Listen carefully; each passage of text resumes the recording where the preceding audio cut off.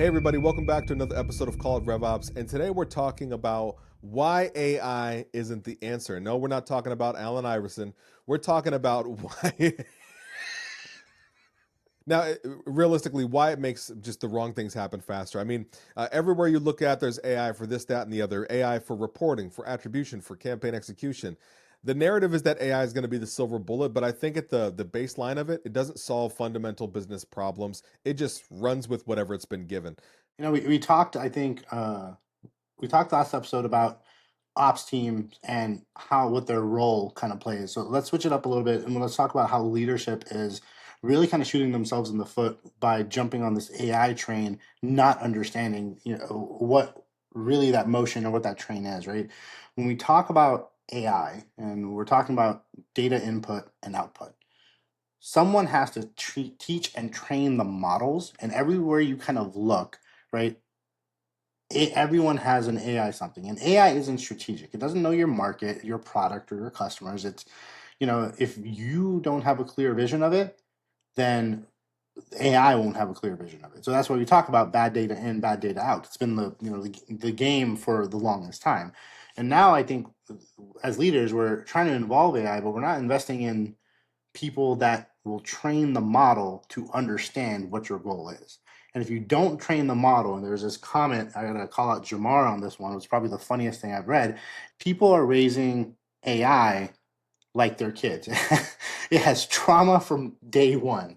And I don't know why that comparison is so funny to me, but it's true. If you look at the modern day AI bots and what people are using AI for, the inputs are completely throwing it off base, right? Yeah, So we yeah. want to get strategic, we want to use AI, but at the same time, we're not investing in the people and the knowledge base that we have to train the AI appropriately enough.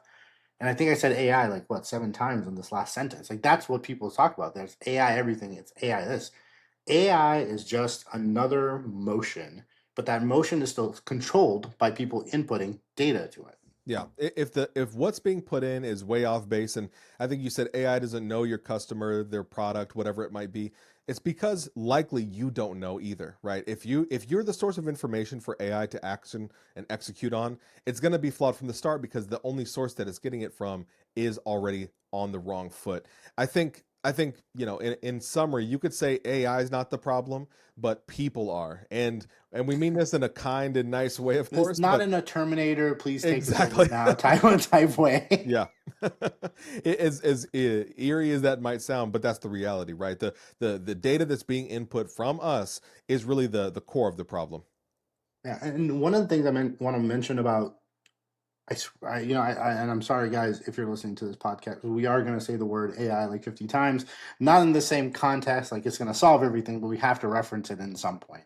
Once again, it's not an engine, right? And this is where OpenAI, they talk about it as well. It amplifies what the data that is input into it. So it's more like not a strategy engine, but a strategy amplifier. Mm, Someone has mhm. to feed it the correct data, and then it's going to take it and it's going to exponentially increase from that little input or prompt or whatever it is that you give it. But if that prompt is wrong, that amplified response is going to be even more wrong, right? Like it's going to be a wrong like 1,000 times or something. And this is honestly how they're going to take over the world, right? Because Yeah. we're going to give it so much bad data, it's going to be like, listen, I'm just going to have to start over and make a bunch of Terminators, and I'll do this myself. No, just kidding. Yeah. Well, I mean, and I think kind of that's where we expect AI to bridge the gap. If leadership comes and they have kind of a half-baked idea on what they want to do, they're like, okay, AI will figure out the rest. That's not the best approach to actually take things. And also, if your priorities are vague, if we don't really have a clear, defined way that we want to go about things, or our ICP is way off base, AI is really a magnifying glass to the problems that exist or the strategy that's executing excellently, right? And that's where they fail implementing AI into GTM or RevOps. Yeah, I mean, and let's be honest, like AI does things faster. So like you take the analogy of like, let's say you have a shovel and you're digging a hole. And you're digging a hole, you hire a bunch of people and we're all digging this hole together. And you're like, you know what, I can get a AI robot or a Tesla robot or whatever and dig this hole 24 hours, 7 days a week. It doesn't need rest, it doesn't need to eat food, whatever it is. And you buy three of those robots, it's just going to dig that hole a lot quicker, right? The hole doesn't go away. No one is teaching it to put dirt in the hole. It's just going to dig that hole so exponentially faster that now you have to dig yourself out of it, right? Because Yep. of something that messed up at the very initial. And that's what I think a lot of people with these AI innovations and AI enablement strategies and whatever, I think everyone who listens to this podcast enough kind of understands that I hate I hate whatever version of AI or some sort of title that's going around, but whatever we want to call it, a lot of people don't think about the downstream effects. And now the downstream effects are a lot faster, right? Hmm. Before you hired someone and you trained them or you didn't train them, and it would take like 3 or 4, 6, 7, 8, 9 months, whatever it is. It would take a good amount of time to be like, oh, that strategy is kind of messed up. Let's pivot, let's change. Now with AI, it's just going to happen faster. Right? Like that entire concept of a bad hire kind of messing up your go to market or not understanding is just going to happen faster because we're not investing enough resources, energy, and time into training the models that are going to now amplify all of these.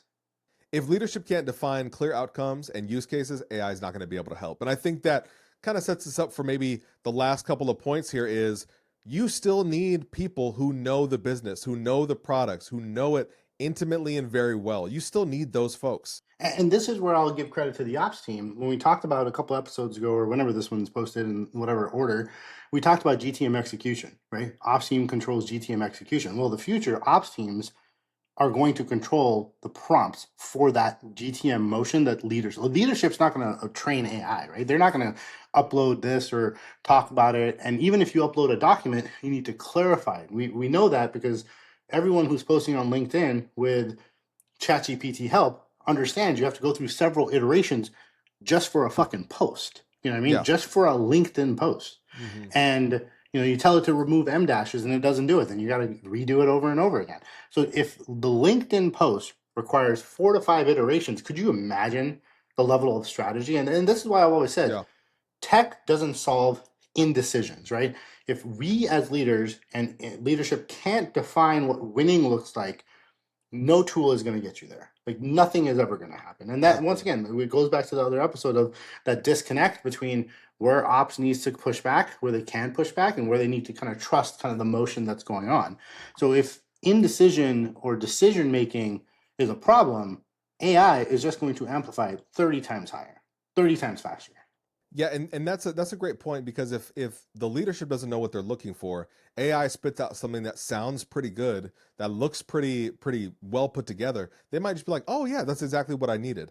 And then you go down a rabbit hole where you And don't no really one's need it. reading all of it. Like let's just be real. Everyone's skimming it, right? It could have put it could have put like this is how I'm going to take over the world in one of those blog posts, and you could have posted up there because you're skimming through, and if something seems right, it's right, but it doesn't necessarily mean like once it's out there, like the traction or the reasoning behind it is justified in any way, shape, or form. And that's why you need people. Like people are the ones that drive the strategy. They're the ones who drive, marketing automation. AI is just another tool at this point, but it's people that are devising the strategy, including the prompts.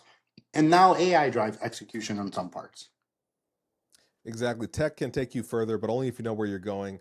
And AI is just going to amplify whatever you put into it, like you were saying. So I think that's kind of the big takeaway here is that leadership has to be solid, the people driving have to be solid, and maybe there's like a really noteworthy thing to put in here that bad data in is bad data out, and good data in is better data out, something to that effect. But I think that's really kind of the big takeaway here from this particular episode.